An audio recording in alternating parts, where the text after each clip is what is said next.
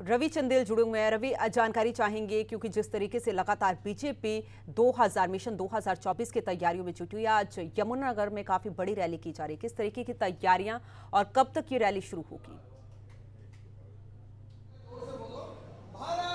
देखिए, मिशन 2024 के मद्देनजर जो है वो भारतीय जनता पार्टी जो है वो लगातार ताबड़तोड़ रैलियां जो है वो कर रही है और इसी कड़ी में आज जो है वो अम्बाला लोकसभा क्षेत्र की रैली जो है वो यमुनानगर के जगाधरी की अनाज मंडी में आयोजित की जाएगी। और आप मेरे पीछे की तस्वीरें देख पाएंगे कि अब से कुछ ही देर में ये रैली जो है वो शुरू होने जा रही है और इस रैली को लेकर जो है वो अब लगभग तमाम जो लोग हैं उनका जुटना जो है वो रैली स्थल पर शुरू हो चुका है। और इस रैली को खास तौर पर जो है वो केंद्रीय रक्षा मंत्री राजनाथ सिंह जो है वो संबोधित करेंगे। साथ ही साथ हिमाचल प्रदेश के पूर्व मुख्यमंत्री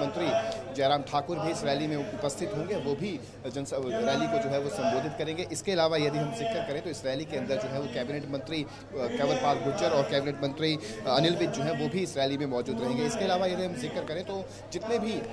जो हल्के हैं अम्बाला लोकसभा क्षेत्र के, यदि हम जिक्र करें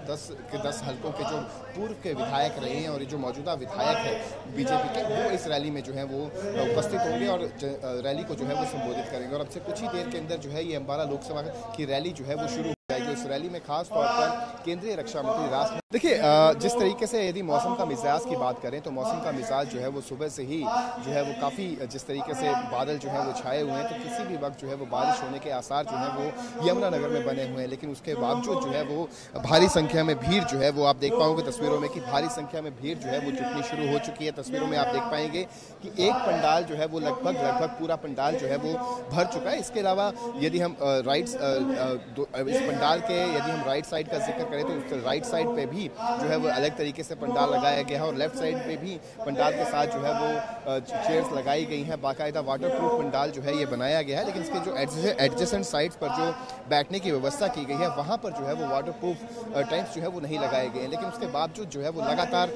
जो भारी संख्या में जो भीड़ है वो लगातार जुटती जा रही है। और जिस तरीके से यदि हम जिक्र करें बीजेपी का जिक्र करें तो बीजेपी 24/7 जो है वो हमेशा इलेक्शन मोड में रहती है और लोकसभा की तैयारियों को लेकर 18 जून से खास तौर पर 18 जून से लेकर 30 जून तक जो है वो बीजेपी ताबड़तोड़ रैलियां जो है वो कर रही है। और इस रैलियों के अंदर जो है वो लगभग तमाम जो केंद्रीय मंत्री हैं, चाहे हम गृह मंत्री